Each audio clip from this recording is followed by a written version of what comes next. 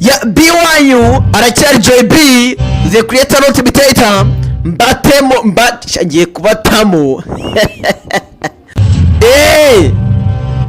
mbatamo iri 2024 mbazaniye noneho uyu mwaka uzi filime ngiye kubatamo uyu munsi mbazaniye iyo bita Killer Beach cyangwa se The Sand yita kushaka icyo nzi nuko ngiye kubatamo noneho mugasigara muvuga mbuti uyu ni Joy B kabisa, uyu ni Joy B twari twarategereje, twari twarabuze. Babana mubareke bariya bariya ntago bazi ibintu barimo.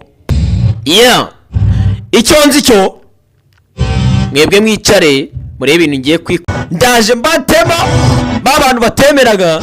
Ubu ni mwebwe nshaka, mwebwe muri kureba filime ndabizi muri mwebwe harimo benshi bataremera bavuga ngo shango buriya ngo rero ngo niki ngo reka ngo buriya, cyangwa se bakajya kugura filime ugasanga ngo mani ngo jewe ngo ndashaka ngiya runaka ngiya Joy B ngo buyihore bira bintu n'ububwa.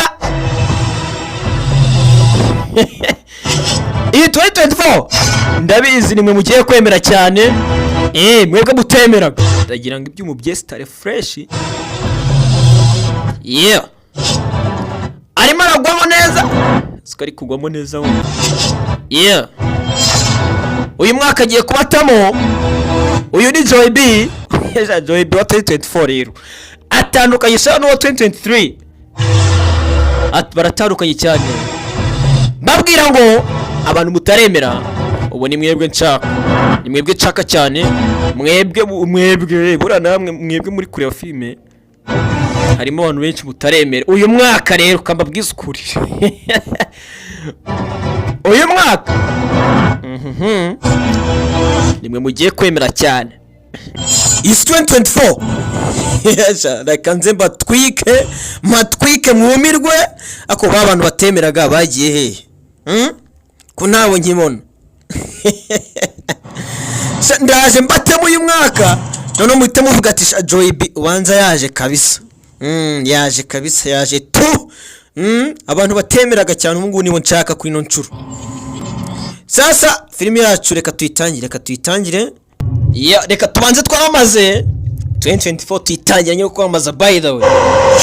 Uyu ni Izayi, uyu mureba afite mpunyu z'ubwoko bwose, yitwa Izayi.